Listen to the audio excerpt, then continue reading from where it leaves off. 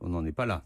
Ce qui est certain, c'est que depuis quelques semaines, il y a une fusion des théâtres de risque, si je peux m'exprimer ainsi. C'est-à-dire qu'il y avait la crise syrienne, avec les drames que l'on connaît, avec l'impossibilité de trouver un processus de paix, et puis il y avait la question iranienne, qui a été réglée pour partie par le maintien par les accords de Vienne, mais qui n'est pas réglée sur toute une autre partie que nous mettons en avant et sur laquelle nous avons d'ailleurs un diagnostic commun, y compris avec Israël, que ce soit ce qui se passe après 2025, après les accords de Vienne, que ce soit la volonté des Iraniens de se doter d'une capacité de projection de missiles très importante et de les sous-traiter éventuellement à des groupes, que ce soit les Houthis, que ce soit le Hezbollah, pour qu'ils puissent s'en servir. Cela n'est pas acceptable. Et puis enfin, il y a cette volonté hégémonique de l'Iran d'être présent dans la région et directement ou par groupe interposé. Ça, c'est pas possible. Et nous voulons qu'il y ait, sur l'ensemble de la question iranienne, un cadre global de négociation qui aborde l'ensemble de ces sujets en maintenant l'accord de Vienne. Parce que l'accord de Vienne, c'est une avancée.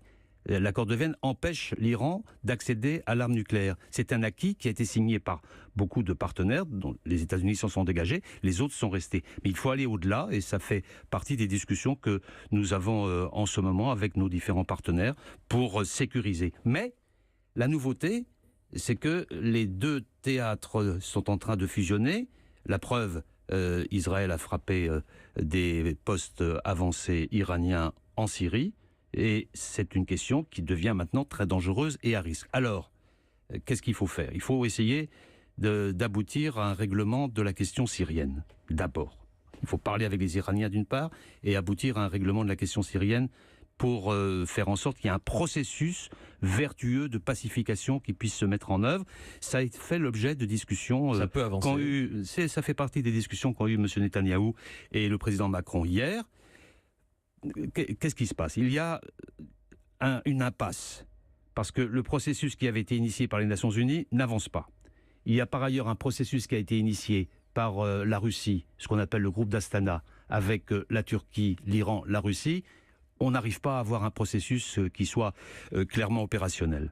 Parce que, en grande partie, Bachar el-Assad s'y refuse. Et puis, il y a un autre système, un autre groupe, qu'on appelle le groupe restreint, qui a été initié par la France et les États-Unis, par le président Macron en particulier, qui regroupe par ailleurs la Grande-Bretagne, l'Allemagne, l'Arabie Saoudite, et la Jordanie et l'Égypte, qui essayent d'avancer sur un processus de paix. Il faut que tout ce monde-là se parle. Et la nouveauté des discussions qui ont eu lieu à Saint-Pétersbourg entre le président Poutine et le président Macron, et hier avec M. Netanyahou, c'est qu'on va mettre en place une articulation entre les réflexions de ces deux groupes sur les trois sujets majeurs qui concernent l'avenir de la Syrie. C'est d'abord l'intégrité de ce territoire. C'est ensuite le processus constitutionnel. Comment est-ce qu'on modifie la Constitution pour aboutir à une sortie de crise ? Et troisièmement, le processus électoral.